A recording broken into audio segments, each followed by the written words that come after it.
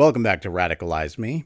This is technically part 2 of 2 in my series about the portrayal of socialism and communism in American sitcoms. You don't need to see part 1 in order to understand this one, but I recommend watching it to see the top 3 good portrayals.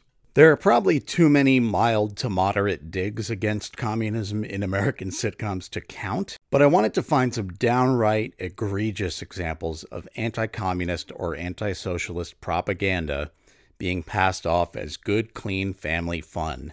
And man, I was not disappointed. So here are the top 3 worst portrayals of socialism and or communism in American sitcoms. Here's how I judged worst. Does any character mislabel socialism or communism? Does the show drop the ball on a good description of communism in favor of a straw man? And does anyone challenge the misguided ideas about communism in the show? I just want to add that I'm judging these shows based on how they discuss communism and capitalism, and I'm not out to prove that your favorite show sucks or something. I'll try to point out positives when I can, and avoid unproductive hate. First up, we have One Day at a Time, a 2019 Netflix series created by Norman Lear. It's based on his 1975 sitcom of the same name, but this time with a Cuban-American family. No issues so far. The family consists of Penelope Alvarez, her kids, Elena and Alex, and her mother, Lydia. Pat Schneider, or just Schneider, is Penelope's best friend and their landlord, if that's any indication of the show's politics. Like most of Norman Lear's work, One Day deals with contemporary political issues. A clip of the show went around online at some point from an episode called Viva Cuba, where Schneider walks into the apartment carrying a chair he got for the family. In classic comedy timing, the chair conspicuously hides the front of his shirt until he puts it down. When he does, both the viewer and the Alvarez family realize he's wearing the famous Che Guevara t-shirt. In case you're not familiar with the history, I'll give the briefest possible explanation here. Che Guevara, born Ernesto Guevara, was a revolutionary originally from Argentina. He traveled throughout Latin America in his young adulthood, gathering particular inspiration and experience from the elected socialist government of Guatemala, which was pretty quickly overthrown by the CIA on behalf of the United Fruit Company, now known as Chiquita, for daring to nationalize their fruit industry. He later ended up in Mexico City, where he met Fidel and Raul Castro, and went on to play a large role in their revolutionary movement in Cuba. When the revolution took over, Che served in the government for about 5 years, first as president of the central bank, then minister of industries, then left to aid other revolutionaries in South America and Africa. Now, getting back to One Day at a Time, the Alvarez family are Cuban, and they're immediately horrified when they see the shirt. I know, it's not a perfect match. Not the chair. What the hell are you wearing? Do you have any idea? I got this. Do you have any idea? Kids, relax. Do you have any idea? It's not a bad scene so far in terms of comedy and sitcom writing. Nothing groundbreaking, but definitely serviceable. Also, one thing they definitely get right is that Schneider, the token white American here, doesn't know anything about Che or history outside of the US. Do you have any idea what this come mierda did? Grew an awesome beard and modeled for t-shirts? Unfortunately, the show's Cuban Americans don't know either, because at this point they proceed to explain that Che is a mass murderer. This is a common framing in the US, but the fact is it's all based on some very shaky history. The first thing they say about Che is that he's not even Cuban. First of all, he wasn't even Cuban. While this is true, at least pre-revolution, it's an odd thing to say when you're literally an immigrant. I can imagine someone might be uncomfortable with the implications of someone entering their country with the express intentions of, taking it over, but I'm much more concerned with what people do than where they come from. Also, while I don't want to police the representation of Latin Americans as someone who is not one, it's important to note that not one of the actors saying these lines is Cuban either. Isabella Gomez, who plays Penelope's daughter Elena, is Colombian, and the rest of the actors are Puerto Rican. This doesn't particularly bother me unless Cubans find it offensive or harmful in any way. This is a little different, but I'm largely of Sicilian and Ashkenazi descent, but I doubt many heads would turn if I got cast as a Greek or Spanish person. Although some Greek or Spanish actors might be like, We're standing right here. You could have gone with someone who actually knows the culture firsthand.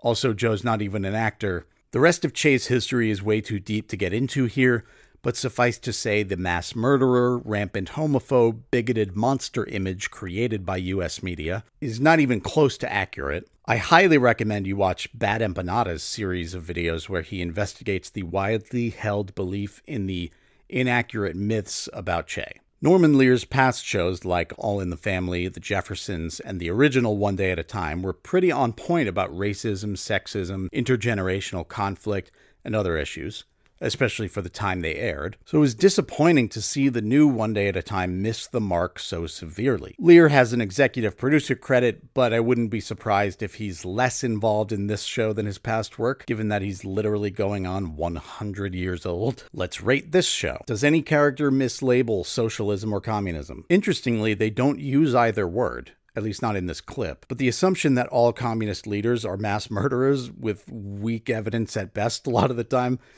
plays right into Western capitalist anti-communist propaganda, and I think that counts. Does the show drop the ball on a good description of communism in favor of a straw man? Yes.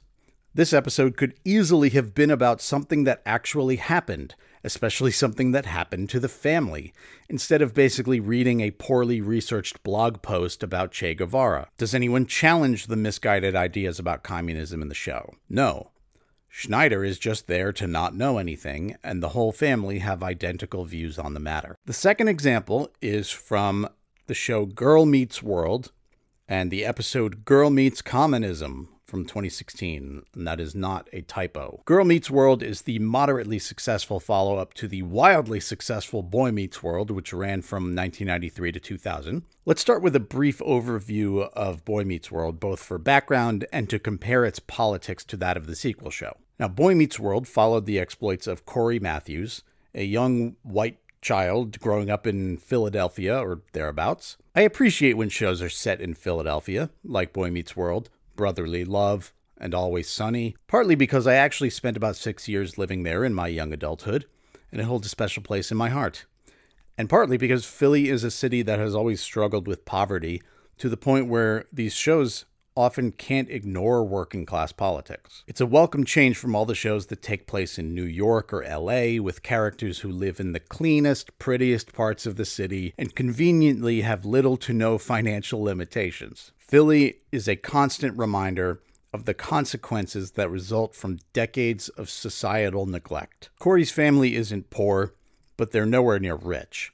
His father, Alan, is a Navy veteran who manages a grocery store and later runs his own sporting goods and outdoor supply store. Corey's mom, Amy, is a real estate agent and later works at an art gallery. Moderate financial woes are a running concern for Corey's parents. Corey's teacher and next-door neighbor, Mr. Feeney, is a grandfatherly figure who provides life advice and wisdom to Corey and his friends. Corey's pretty boy older brother, Eric, and sardonic little sister, Morgan, often serve as comic relief along with Corey's bad boy, absent-minded best friend Sean. Sean is an important character in Boy Meets World because he and his family were often the lens through which the show dealt directly with poverty.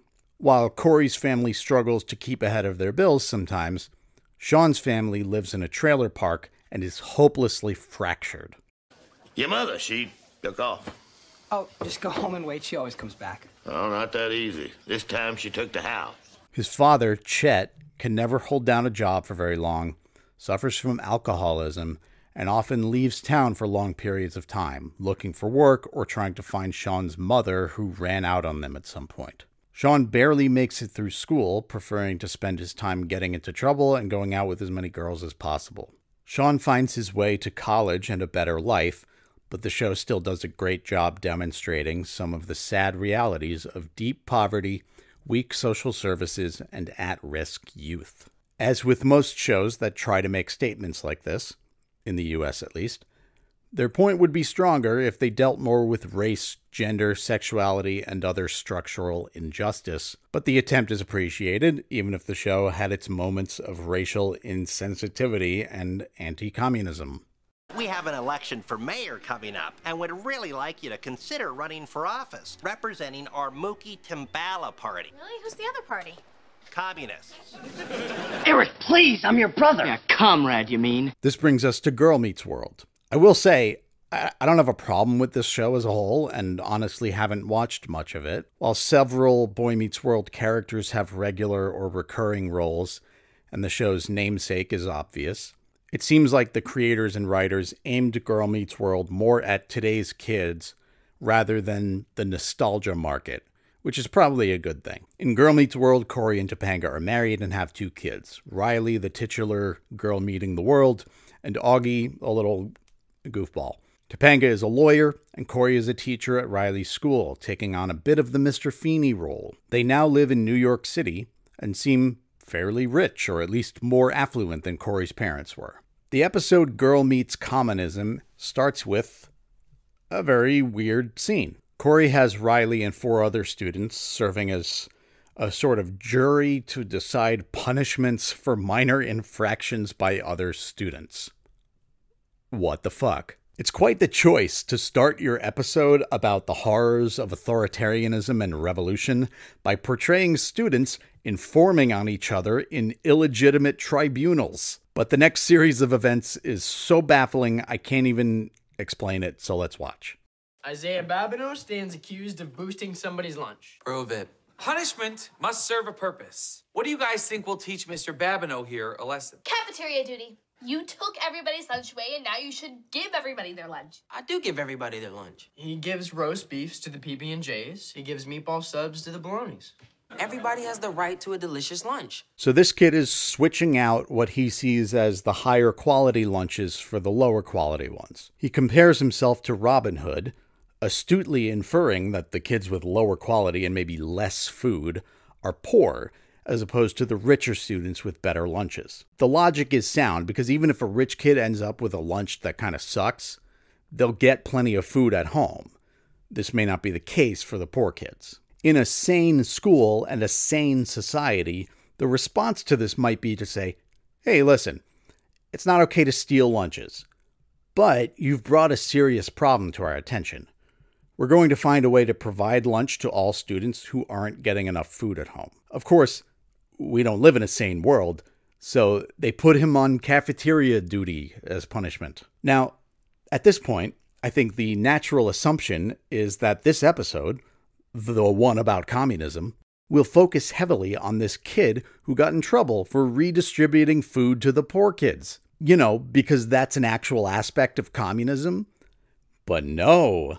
Instead, the kid leaves and we never see him again except for one brief joke where he reveals that he doesn't even know what communism is. Storyline over. So then, Riley's friends, Maya and Farkle, yeah, that's his name, approach the bench. Maya is the cool, kind of airheaded girl who doesn't care about school, and Farkle is a genius nerd, apparently the son of Stuart Minkus, the nerd character from Boy Meets World. So Farkle let Maya cheat off his test in class because he has a crush on her, so you think they're both going to get detention or something. But instead of handing down a punishment, Riley leaves the bench and stands with them, literally proclaiming that she should simply be able to give her friends special treatment. Now, nepotism, perhaps you're thinking, is not inherent to communism, so this is off to a weird start. And yes, you're right. Nepotism does happen in self-described communist countries, the Kim family in North Korea perhaps being the most famous example. But I don't know that it runs rampant the way it does in capitalist countries. The capital owners and upper middle class backclap and palm grease and donate their kids into all the right schools and careers to perpetuate the family wealth. They fight every town hall effort to build low-income housing near them, and the cycle of poverty and wealth continues. It's also pretty rich for this show to come out against nepotism while literally having the main character serve as judge of this little court experiment when her dad's the fucking teacher. And again, I'll remind you that they shoehorned this point about nepotism into a scene that frankly was already running long and had already presented a pretty ideal analogy for communism that they could have worked with. I guess it's harder to make a show about the actual capitalist virtue on display here which is that some kids just don't deserve as much food as others. So let's get to the episode's first overt lie about communism. Democracy versus communism. You get what you earn versus everybody gets the same thing. Democracy versus communism. You get what you earn versus everybody gets the same thing. This is such a dumbed down framing, and it's really not far off from what they actually teach in US schools. First of all, democracy is a form of government, or a method of determining who is in government and what policies are enacted. Communism is an economic framework and method of distributing resources. Democracy and communism could easily coexist, and you could even say one is not complete without the other. The dominant Western capitalist forms of representative democracy give citizens some sway over who their leaders are, but our institutions often fight against the expansion of the right to vote at all costs and fail to provide necessities to all citizens. Most so-called communist countries have done a much better job at providing for their people and are more democratic than US citizens think, but many also lack the direct worker council-controlled direct democracy they claim to want, that it was supposedly all about. In terms of the lesson in Corey's class, a better comparison would be communism versus capitalism, which are both economic systems. Then, if you want to do a different lesson about governmental structures, you can talk about democracy versus autocracy, and even touch on how both capitalism and communism have been attempted under both systems throughout history. So you mean when somebody doesn't know something on a test and somebody does, you're supposed to share that information? So that's where we're going with this. Communism equals cheating. Yeah, that's communism. But it's a little more complicated than that. Oh good, here comes some nuance. You know the American dream? Yeah. Well, this is the other thing. Okay, glad we didn't oversimplify that. What do you all want to be when you grow up? I haven't decided yet. I see you as a factory worker. Well, what if I don't want to? I want to be a factory worker, I see you as a potato farmer. but I prefer the warmth of the factory. There is actually some truth to this. I will say I don't know that much about China, but from my understanding, Mao did something like this, reassigning workers as he saw fit, and that may have contributed to the famine during his time in power. It makes sense. You could have some problems with your crops if you just make people who don't know how to farm be farmers. But again, I don't know the history of Chinese communism that well, so I could be wrong. From what I do know, this kind of thing didn't really happen in Cuba or the Soviet Union, where Castro and Lenin, respectively, actually empowered peasant farm workers by giving them control of the land they worked. Can I still take over the world? You sure can, just as long as everybody can take over the world with you. I don't even know what this means. Here's a perfect opportunity to bash authoritarian communist leaders, and they just throw in another nonsensical joke. If you're gonna make anti-communist propaganda, at least do it well. Anyway, this all culminates in Riley, Maya, and Farkle starting their own little communist bloc in class. When they collectively ace the next test, Corey divides the passing grade equally among them. 100%. You get a C. When you get everything right, but you don't do it yourselves, it makes you average. A divided by 3 is a C. You're all the same. You're average. You're common. Communism. This is why it fell. So communism is in the title, and this is where they bring it in. Honestly, I'm not sure where they were going with this. Again, it's like they can't talk about the actual root of the word communism, which is community, because that actually makes it sound like a good idea. So they make up some convoluted analogy to answer a communist straw man they invented. This show fell flat even more than the other examples on the list. I'm fine with honest criticisms of communism, and I think those of us who want to build a communist future need to have intelligent answers for those criticisms. But when you use bad information and fill in the rest with conjecture, you do an incredible amount of damage. And you do this on behalf of the fucking Walt Disney Company? Jesus Christ, man. So, to rate this episode, does any character mislabel socialism or communism? Yes. Everybody gets the same thing. Communism is the opposite of democracy. Your personal goals don't matter under communism. This one hits every fan favorite. Does the show drop the ball on a good description of communism in favor of a straw man? Yes. The way they started with the Robin Hood kid trying to make sure poor students got enough food, and then abruptly switched over to communism is when you cheat on a test, almost seemed like an intentional bait and switch. Like they're taunting us by saying, yeah, we actually do know what communism is, but we're still going to lie to our audience because fuck you. Does anyone challenge the misguided ideas about communism in the show? No. Even when Riley claimed to have become a communist, she admitted from the start that it was entirely self-serving, and she didn't demonstrate any understanding of communism that she used to justify her position. You could argue that this was just an attempt to make a funny storyline about communism, like Seinfeld did in The Race, but this story lacks the communist straight man character, and by the end is clearly trying to moralize the issue against communism in favor of the American dream or whatever.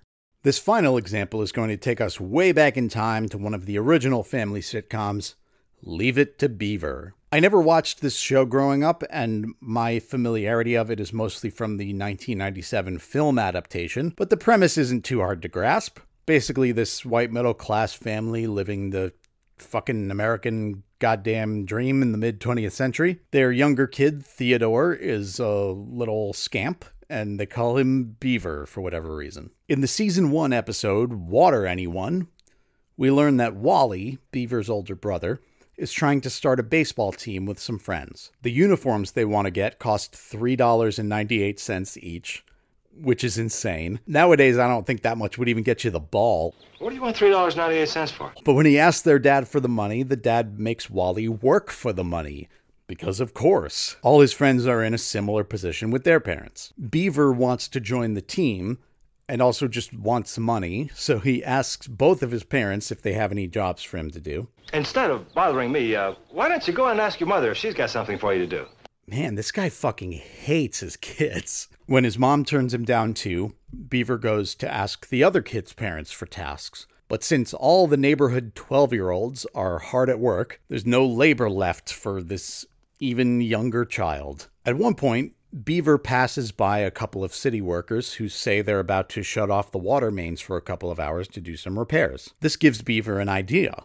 All the older boys doing yard work are going to want water breaks. If he gathers up all the water he can before it's shut off, he can make them pay for drinks. Clever little capitalist bastard. Beaver pulls off some capitalist classics through the rest of this episode. He price gouges customers as demand rises. It's 6 cents now. He cuts sweeter deals for close associates. Seeing as I'm his mother, he let me have it for a quarter. And by the end, he buys his way onto the baseball team because they need his stolen money for gear. I spent 40 cents on water, but I spent $1 on water. I've got $4 and a quarter. The funniest part about this episode is how horrified everyone is that Beaver actually has the nerve to sell water. Who'd ever buy water? You charging me for water? Hey, this is water. You've really got nerve selling water. That little character is going around the neighborhood selling water. Now, obviously, when we buy bottled water, we're paying for the convenience of the bottle. The joke is that water's free. But what if you're out and not near a faucet? What if, like the show, your water gets shut off, or it's contaminated like it still is in Flint, Michigan? Bottled water is one of the ways in which capitalism purports to solve the problems it creates. But life was probably not as hectic for middle-class Americans in the 50s as it is now, so the idea of buying water was still absurd to them. This mother gets so worked up about it that she calls Beaver's parents to let them know what he's doing. The idea of a child taking advantage of his playmates. Things like this that lead to juvenile delinquency and communism. See? Even then, no one knew what communism was. Well, I really don't feel in this case that democracy is in any immediate danger, but I will speak to the boy. So at the very least, Ward calls out that this has nothing to do with communism. But just like in Girl Meets World, he compares it to American democracy. Once again, we see the same decades-old, inaccurate anti-communist propaganda that modern media is still recycling. This is one reason why direct discussions of communism tend to make such bad TV episodes. The writers have no idea what they're talking about, so they keep accidentally setting up premises and then missing the mark completely, because they're more focused on their incoherent analogies. After the call, Ward talks to Beaver about reconsidering his business plan, and Beaver absolutely demolishes him. You sort of took advantage of the situation to exploit your brother and his friends. Ha! My man's going to talk about exploitation. Mr. 1950s capitalist, suit and tie, all-American businessman, probably literally informs on his Marxist neighbors in his free time, is actually letting the word exploitation slide out his lips. That is, with pun absolutely intended, rich. Is Mr. Michelson your friend? The grocer? Oh, sure, we went to school together. Well, he's got a whole store full of food. Why doesn't he give it to you free? Mr. Michaels is a businessman, Beaver. So am I, Dad. I was a businessman doing business. Yes, Comrade Beaver calling bullshit on the commodity form. Ward is, to borrow a Gen Z term, utterly stun-locked by this. The scene is supposed to come across as the little kid explaining something in a silly way when in reality, he doesn't quite understand what's going on. This is sort of the MO of Leave It to Beaver. But he's actually right. Just like water sales represent capitalism solving a problem it created, food sales do the same thing. But as generations of families like the Cleavers were corralled into cities and then suburbs, further and further alienating them from their own labor and that of the people who make their food, clothes, and other necessities, indoctrinating them with nationalist and anti-communist propaganda until these ideologies ceased to be ideologies and morphed into the status quo, Americans became deeply ignorant of how their society works. There should not be a paywall between human beings and fucking food. From each according to his ability to each according to his need means you contribute what you can do best and take what you need. Maybe the grocer is really good at distributing food. Maybe he's not, but let's say he is. Now, instead of Ward commuting to the city every day to work some bullshit, unnamed white-collar office job so that a capitalist can get rich and then pay him an arbitrary sum of money that Ward brings back to his community to trade with the grocer for food, it would make a whole lot more sense if he worked in his community contributing in a meaningful way. Ward seems to know a bit about gardening. That's what he's having Wally help him with. He could work on a local farmland, growing food instead of tending to his stupid-ass lawn that produces nothing. Others build houses, make clothes, and so on, all providing for themselves and each other. Let's rate. Does any character mislabel socialism or communism? Yes. The neighborhood mother somehow decides that Beaver's highly capitalist business practices make him a communist. To be fair, Ward corrects her. Does the show drop the ball on a good description of communism in favor of a straw man? Not quite. Instead of strawmanning communism, the show attempts to draw a distinction between good, normal businessman shit and the exploitation of selling water, and fails. Does anyone challenge the misguided ideas about communism in the show? Yes. Again, Ward corrects that mother, and Beaver drops the knowledge on him that what he's doing is barely different, if at all, from a regular business that makes commodities out of basic necessities. While Leave It to Beaver as a whole strikes me as pretty anti-communist, Beaver in this episode gives us some of the best accidental communist logic I've ever seen. That's all for this video. Can you think of any other negative portrayals of socialism and or communism in sitcoms? Let me know in the comments. So what have we learned? Propaganda runs deep. It's not an easy task to undo it. But of course, if you help us out on Patreon, I'll be able to make more videos, more often, which counter the lies of capitalism. And you'll get early access to content and stuff. And just so we're clear, YouTube videos can be commodities because you can live without them. But do you really want to? I also don't have a workforce, so hit me up if you can. Thanks for watching. Bye now.